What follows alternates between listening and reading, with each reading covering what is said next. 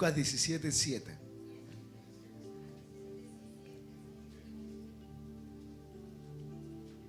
Lo tenemos todos. Dice así la palabra de Dios.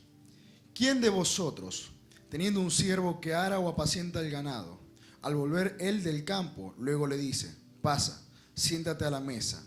¿No le dice más bien, prepárame la cena, cíñete, y sírveme hasta que haya comido y bebido, y después de esto come y bebe tú? ¿Acaso da gracias el siervo porque hizo lo que le había mandado? Pienso que no. Así también vosotros, cuando hayáis hecho todo lo que os ha sido ordenado, decid, siervos inútiles somos, pues lo que debíamos hacer hicimos. La enseñanza de hoy se titula Mesa para dos.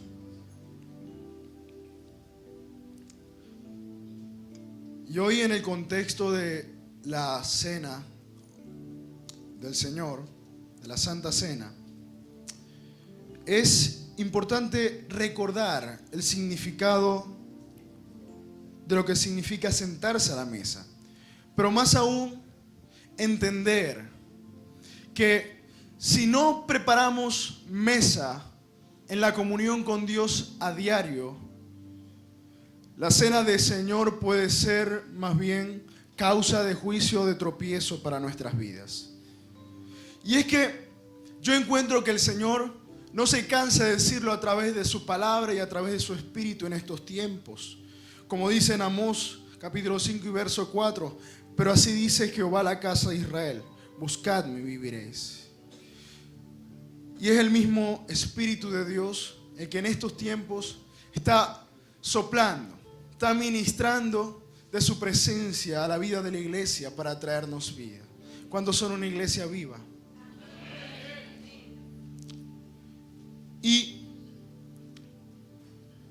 Y la palabra de hoy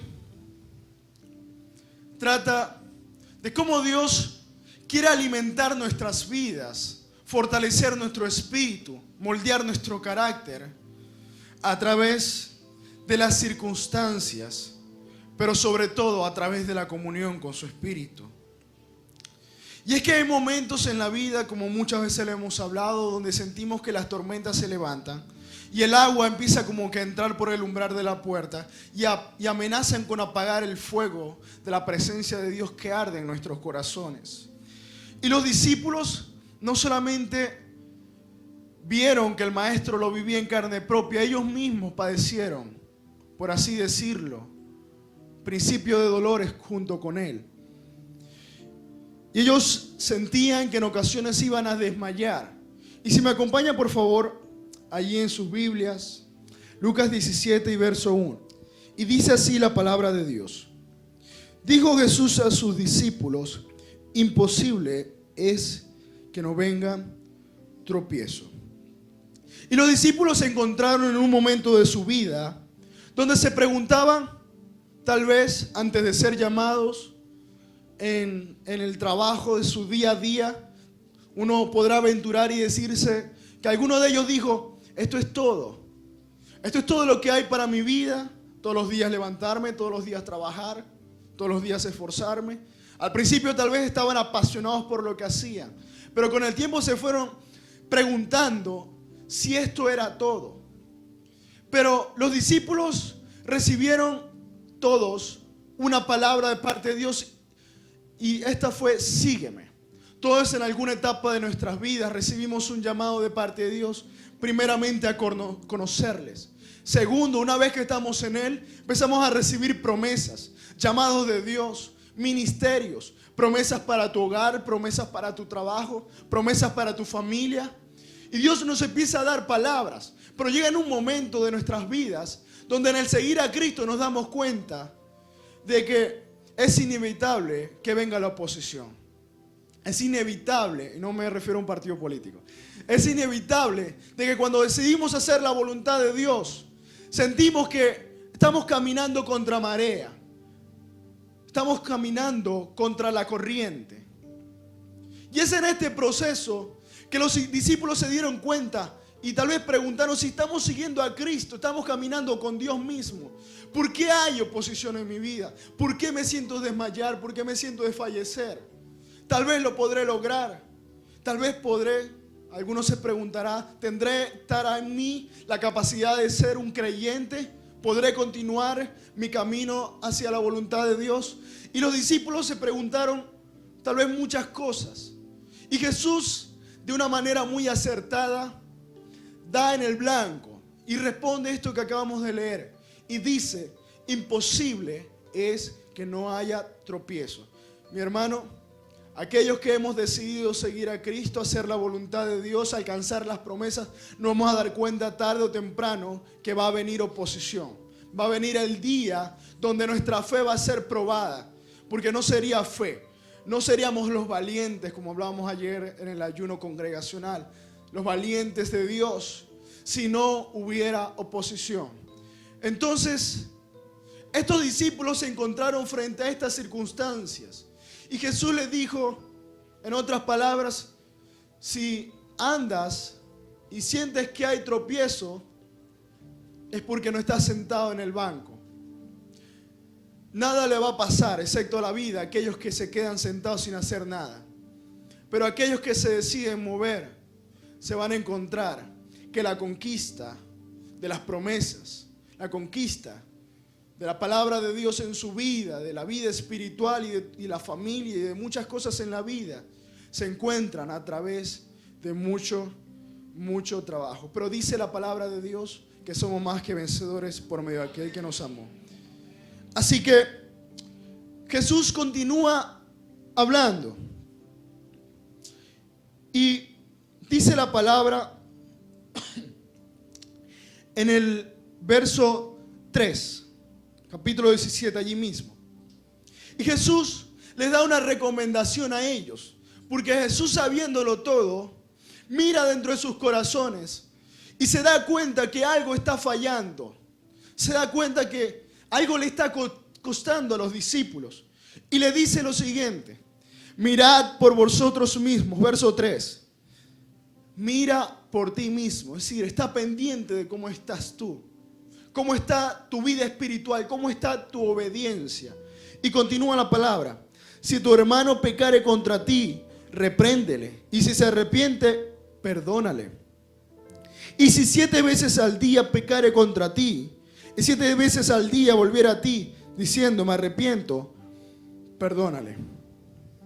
Te vas a dar cuenta que la mayor oposición que vas a encontrar en tu vida no es que se te está cayendo la casa estructuralmente, o que la iglesia estructuralmente tal vez no está de lo mejor, o tal vez no es ni siquiera el transporte público o incluso los recursos monetarios, a pesar de que muchas veces pueden generar muchos problemas.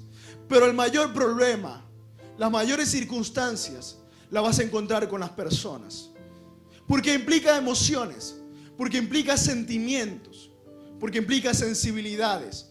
Y Jesús les dijo a sus discípulos, si 7 veces pecare contra ti tu hermano, perdónale 7 veces.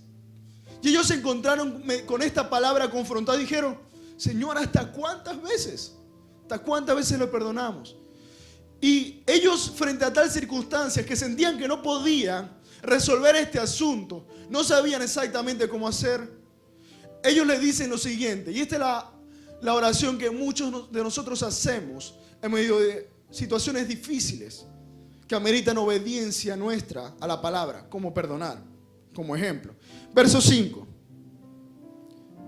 Y dijeron los apóstoles, aumentanos la fe. Y cualquiera podría creer que Jesús iba a responder, yo te voy a dar fe, no te preocupes. ¿Verdad que sí? Yo te voy a esforzar. Yo te voy a hacer un valiente. Pero Jesús no está hablando con cualquiera. Fíjese, está hablando con los discípulos. Está hablando con los discípulos. Está hablando con los apóstoles. Y si leemos en el verso 1, nos damos cuenta que primero habla de discípulos y ahora en el verso 5 hace énfasis y dice apóstoles. Les estaba hablando de los apóstoles. En el verso 5. Así que nos damos cuenta que hay un énfasis acá. Y le dice lo siguiente. Y esto es un llamado, hermano, no para los que vienen a ser de dominguero. Estos son para aquellos que día a día, en sus hogares, en su vida diaria, tal vez les cuesta, tal vez dicen, ¿cómo lo logro? Pero han decidido seguir a Cristo. Y Jesús les dice lo siguiente, una palabra tal vez para algunos dura. Tal vez los discípulos estaban esperando un toquecito en la espalda y le dijeron, tranquilo, ve adelante. Pero Jesús no les dijo eso porque estaba hablando con hombres que Él estaba formando. ¿Cuántos son hombres y mujeres que Dios está formando? Esos que dicen, no importa la oposición, yo me levanto, no importa lo duro, yo voy a vencer en Cristo Jesús. Aquellos que creen a las palabras de Dios por encima de las circunstancias de nuestro país, por encima de las vicisitudes de nuestra familia. Dios ha decidido y ha decretado una palabra de bendición. Y esta palabra es para ti, mi hermano. Entonces el Señor dijo, si tuvieres fe como un grano de mostaza, podrías decir a este sicómoro, desarráigate, plántate en el mar, y Dios obedecería. Jesús no le dijo, fíjese, no le dijo, tú puedes hacerlo. Jesús usó un recurso literario que es una hipérbole, una exageración. Y Él le dice a los discípulos, si el que menos tiene fe de ustedes, el que tiene casi como nada, tiene como un grano de mostaza. Y con ese poquito de fe es suficiente para hacer cosas imposibles. El sicómoro era un árbol de raíces muy profundas, muy difíciles de quitar. Y le dice a los discípulos, si tú tuvieras fe, tan poquito, y aquellos que conocen cómo es un grano de mostaza, es fácil. Usted agarra una hoja, haga un punto con el lápiz y eso es un grano de mostaza. Y le dice, si tú tuvieras fe, no importa por atravesado que esté ese árbol, por difícil que sea la circunstancia, por grande que sea el llamado y el ministerio, si tú tuvieras fe tan poquito como eso, suficiente para quitarlo y echarlo en el mar. Mi hermano, de esto no se trata de tener grande o poca fe. Se trata de obediencia, porque el contexto acerca del perdón, acerca de alcanzar la palabra de Dios, aquí alcanzar lo necesario para seguir adelante, es la obediencia. Y el problema es que no tengamos fe, porque no le estaba hablando a los fariseos que no tenían fe en Jesús, ¿correcto? Le estaba hablando a ¿quiénes? A los apóstoles, a los discípulos. Le estaba diciendo, mi hermano, tú tienes fe, y el que menos tiene, aunque sea un poquito, tiene como un grano de mostaza. Y ese poquito es suficiente para hacer milagros. El problema es que estás usando tu fe mal. Es hora, mi hermano, de empezar a usar nuestra fe para lo que es para mover montañas, que es para llevar el evangelio a las naciones, que es para alcanzar tu familia para Cristo, que es para alcanzar lo que es imposible para los hombres. Eso es lo que puede hacer la fe en el Hijo del Hombre, Jesucristo. Así que el llamado de Dios es que tú tomes ese pequeño grano de mostaza, por pequeña que te parezca esa fe, y empieza a usarlo para cosas sobrenaturales. La fe no es para cosas que son naturales, mi hermano. La fe es para lograr milagros en lo sobrenatural, en lo que es difícil para ti, para perdonar, para obedecer. Simplemente hace falta moverse, más nada. Si te cuesta perdonar, no necesitas fe, por así decirlo. Simplemente necesitas obedecer. Así que Jesús continúa. Y yo le contaba a los hermanos, porque este sermón lo había ya dado en otra ocasión, y le había comentado que fue para mí un reto prepararlo, porque no entendía cómo se hilvanaban, se unían todas estas ideas. Y Jesús entra a hablar una parábola y empieza a explicar qué tiene que ver lo de la fe, qué tiene que ver con lo de mover montañas, sacar sicómoros y meterlos en el mar, y la obediencia con el deber del siervo. Y dice así el verso 7. ¿Quién de vosotros, teniendo un siervo que ara o apacienta el ganado, al volver él del campo, luego le dice, pasa, siéntate a la mesa? No le dice más bien, prepárame la cena, cíñete y sírveme hasta que haya comido y bebido. Fíjese algo. Dice, ¿quién de vosotros, teniendo un siervo que ara o apacienta el ganado, al volver del campo, luego le dice, pasa, siéntate a la mesa? Jesús le estaba hablando en el siguiente contexto. Había un hombre hacendado, probablemente rico, y dice la Biblia que tenía siervos. La palabra allí es esclavo. La palabra siervo ahí significa literalmente esclavo. Dice, ¿quién de vosotros? Si ustedes tienen una hacienda y cuando viene su trabajador del campo, le dice, pasa el señor de la casa y le dice, mira, te preparé la cena. Y Jesús le dice, pienso que no. Le dice primero, prepárame la cena, yo como y luego comes tú. Porque el jefe de la casa soy yo. Tú eres un siervo, un esclavo. Y Jesús, con palabras un poco difíciles, de hecho, un poco difíciles, le enseña el siguiente principio. Y es lo primero que vamos a tocar en este punto. Y es esto. Todos somos siervos de Cristo, obedientes a la palabra de Dios y a sus mandamientos. Y la libertad que aún tenemos en Cristo es para simplemente sujetar nuestras vidas a Dios para entonces caminar en rectitud.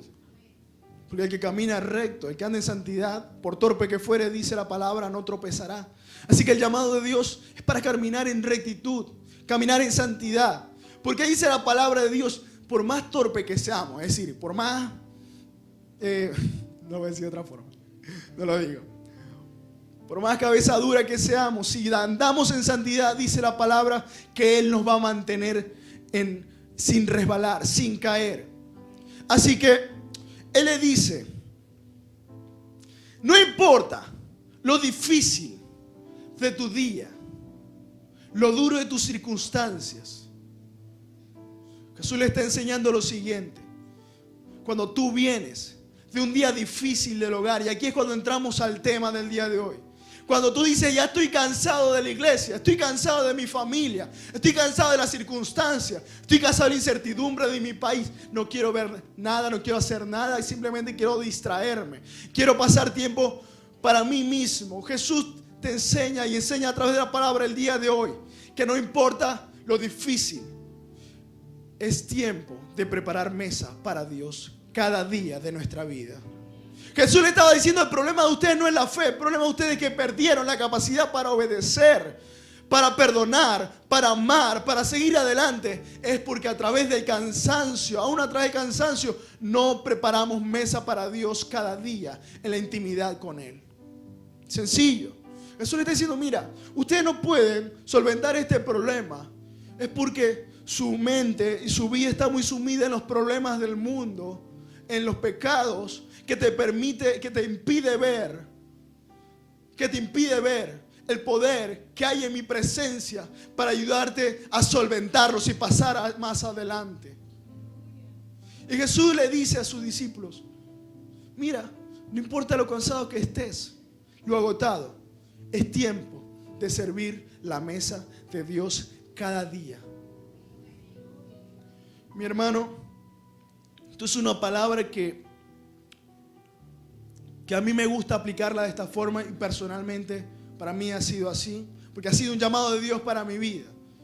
Pero yo te digo hoy, yo entiendo a través de esta palabra que cuando Jesús le estaba diciendo en el contexto de cada día, que cada día llevamos nuestra cruz además, estaba diciendo cada día, así como un Daniel, así como un Abraham, así como los hombres de Dios que apartaban 3 veces al día para buscar a Dios, necesitamos servir la mesa para Dios cada día de nuestras vidas, no solamente en la mañana, sino en la noche. No sé si es un altar familiar, no sé si es en la intimidad, pero necesitamos poner mesa para 2, para nosotros y el Señor. Y el Espíritu de Dios va a fortalecer la vida cansada, va a alimentar la vida agotada y nos va a hacer y nos va a poner una mente de águila y nos va a permitir ver más allá de las circunstancias presentes. Y le dice, verso 8, no le dice más bien, prepárame la cena, cíñete y sírveme hasta que yo haya comido y bebido. Prepárame la cena. Cuando la palabra de Dios dice cíñete, quiere decir que él iba a agarrar su delantal o se iba a subir más el pantalón, doblar las mangas y decir, Señor, este tiempo es tuyo, este tiempo es para adorarte, este tiempo es para bendecirte, En esta hora me estoy preparando para buscar tu presencia y escuchar tu voz. ¿Por qué Jesús mandó hacerlo de esta forma? A servir primero al Señor y después nuestras necesidades. Ya vas a ver por qué. Y continúa. Y sírveme hasta que haya comido y bebido. Y después de esto, come y bebe tú. Mi hermano, lo que tú y yo no sabemos es que cada vez que venimos a la presencia de Dios y servimos mesa para dos, servimos adoración delante de su altar, sacrificio de alabanza, nos decidimos humillar, entregar nuestra vida, pedirle a Dios que amplíe nuestra visión y nos dé fuerzas. Cuando le servimos la cena y le damos de comer primero a Él, por así decirlo, en adoración, la misma comida que le estamos preparando a Él, la misma provisión de adoración, de ese mismo plato tú y yo vamos a comer. Lo que tú no sabes es que cuando le adoramos a Él, le bendecimos, hacemos vida espiritual en nuestras vidas. Y eso que estamos sembrando en su presencia, de ese mismo plato de bendición, esas mismas palabras, esas mismas promesas que vamos a hablar allí en lo secreto, van a ser para nuestras vidas. Y aún lo que tú siembres en el altar cada día, esa vida espiritual va a impactar tu familia, va a impactar tus hijos, va a impactar tu esposa. Dios te va a dar sabiduría para el trabajo, sabiduría e inteligencia para los negocios. Y en la intimidad Dios te va a empezar a revelar cosas. Y ese plato de adoración, en ese lugar donde viene revelación, Dios va a empezar a darte porque tú le has dado primero. He allí el principio. Viene revelación sobre tu vida, pero siempre y cuando nos sentemos a la mesa con Dios. Dios tiene cosas grandes preparadas para su pueblo, pero no va a ocurrir nada hasta que no decidamos buscarle. No van a pasar cosas en nuestro hogar hasta que no decidamos obedecer su palabra y humillarnos delante de su altar. Sencillo. Sencillo, no es muy complicado. Pero ¿cuánto cuesta, no? Sobre todo cuando venimos cansados del día, no queremos preparar mesa, queremos distraernos. Yo soy sincero con usted, mi hermano. El 99 o 98% de las veces no quiero. Y me encuentro en ocasiones en la cama y el Señor diciendo: hey, ¿dónde está la cena? ¿Dónde está tu sacrificio de alabanza? ¿Dónde está tu tiempo conmigo? ¿Está bien? ¿Hablaste con tu papá, con tu mamá? ¿Hablaste con tu esposa, con tus amigos? ¿Te esforzaste del trabajo? Ajá, y yo. ¿Dónde está la intimidad? ¿Dónde está nuestra amistad? Eso que tú dices frente a los demás. ¿Cuándo nos vamos a conocer? El Señor te dice: ¿cuándo nos vamos a conocer?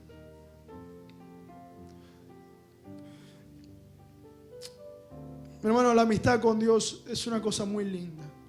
No se compara, por más hermosa que sea tu relación con tu esposa o tus hijos. No se compara con las amistades con los amigos, por muy buenos amigos que Dios te dé. Pero el problema es que para nosotros se hace tan invisible y tan difícil. Es porque nuestra fe, nuestros ojos espirituales están tan cegados. Nuestros oídos se han vuelto tan pesados porque lo hemos llenado con todos los problemas, con todo el afán, con todo el trabajo. Y hay un cúmulo de cosas allí en nuestros oídos, en nuestra mente, que cuando vamos a orar pensamos 100 millones de cosas, menos en buscarle. Y eso interfiere en la vida de oración. Y Dios no puede hablar a menos que sacrifiquemos eso en el altar cada día. Dios se va a empezar a hacer real para ti, tan real, que tú lo vas a ver y vas a decir: este es mi equipo, yo estoy haciendo un equipo con Dios. Yo no tengo ninguna participación, simplemente de darle permiso en mi vida. Y tú vas a ver que cuando camines con Cristo, el Señor te va a empezar a bendecir. Vas a empezar a ver que los gigantes caen delante de ti. No tienes que hacer nada, solamente obedecer. La presencia de Dios va a fluir de forma natural. No vas a hacer ningún esfuerzo, porque va a haber una relación tan íntima que lo vas a buscar porque simplemente quieres estar con Él. Eso se llama servir la mesa para dos. En el lugar de oración, en lugar de la mesa, como dicen mis padres, no están prohibidos los teléfonos. mi hermano, que en tu intimidad esté prohibido el teléfono. Te prohibió todo el mundo, porque te estás sentando a la mesa con el Señor. Es más importante que cualquier circunstancia, que cualquier problema, porque cuando tú sirves mesa para Él, Él va a proveer y te va a decir: mira, hijo, ahora que estamos aquí sentados, yo sé lo que te está pasando, no te preocupes por eso. Eso es secundario, un pequeño problema. Yo lo voy a solucionar, porque yo quiero que te sientes cada día a la mesa conmigo. Ese es el corazón de un padre, ese es el corazón de Dios. Él sabe qué pasa a su hijo, pero Él dice: primero nuestra relación. Y si tú y yo estamos bien, todo lo demás va a estar bien.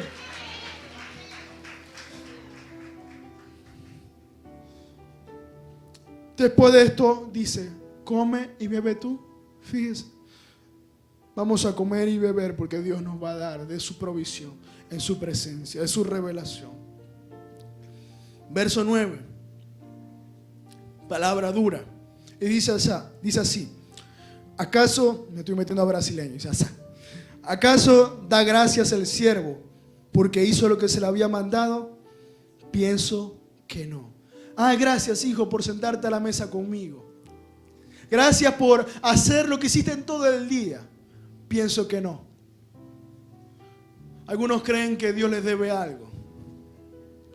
Dios no te debe nada, ni a ti ni a mí. Si ponemos y sembramos nuestra vida en el altar de Cristo cada día, repartimos nuestra vida por el mundo, entregamos nuestro cuerpo, lo que sea, a causa de Cristo, y los vamos desgastando a causa de la obediencia, no nos debe nada. ¿Cómo así? ¿Cómo que Dios no nos debe nada? La gracia de Dios simplemente es gracia, porque Él decidió salvarnos. Y este principio lo encontramos a continuación. Y yo me preguntaba, ¿qué hacía 10 leprosos justo después de esta parábola? Pareciera que fuera hasta casi que un evento aislado. Y aquí la armonía de la palabra de Dios. Y dice la palabra que habían 10 leprosos. Se lo voy a resumir. Y estos 10 leprosos se paran de lejos de Jesús porque eran inmundos. La lepra en ese tiempo era considerada un estigma social. Cuando una persona está enferma de lepra, probablemente decía: ¿quién habrá pecado? Él o sus padres. ¿Qué habrá hecho? Ese está en pecado, por eso está así. Por eso es que le va tan mal. Por eso su hogar está tan disfuncional. Por eso es como que no le entra nada, ¿no? Con razón. Y están allá y se paran de lejos con vergüenza.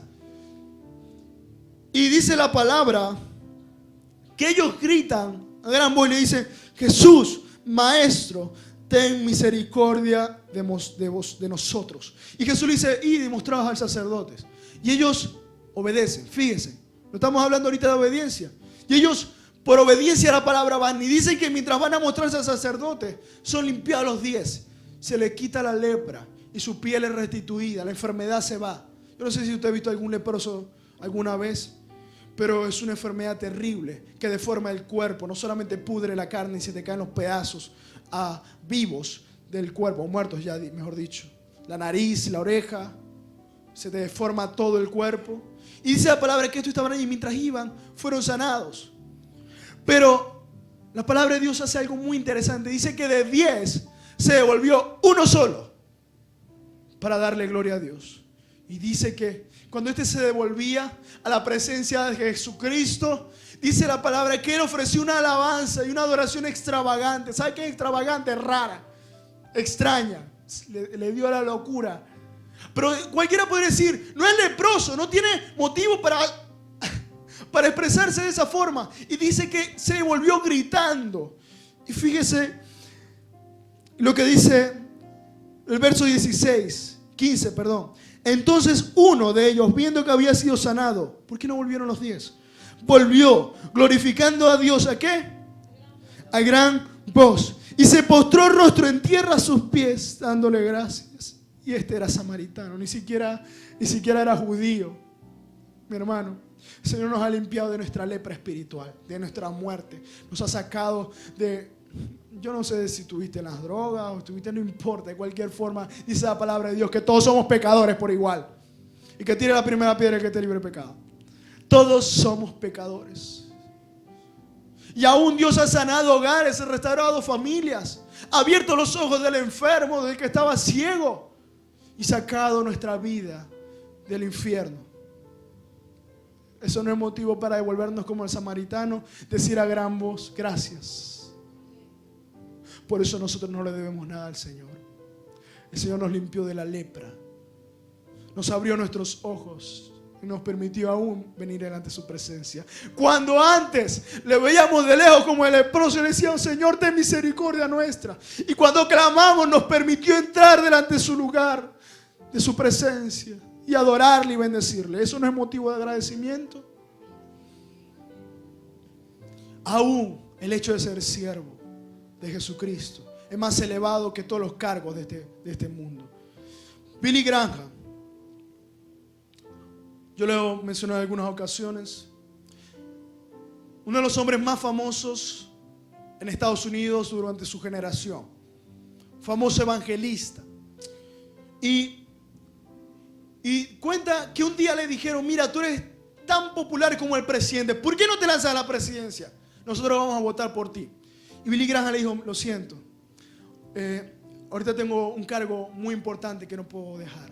Le estoy sirviendo al Dios Altísimo, al Rey de Reyes, al Señor de Señores. Esto es más elevado que cualquier otra cosa. Esto tiene más prioridad que cualquier otra cosa. Mi hermano, mientras tú te dediques a servirle al Señor, eso es más elevado que cualquier otra cosa.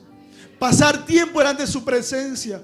Tal vez ninguno de acá vaya a tener acceso a ningún presidente, pero te voy a decir algo, tienes acceso a la presencia de Dios. ¿Qué esperas para servir la mesa? ¿Qué esperas para adorarle? ¿Qué esperas para rendirle alabanza y adoración? ¿Es eso no más elevado que cualquier otro llamado? Así que el llamado de Dios es muy sencillo.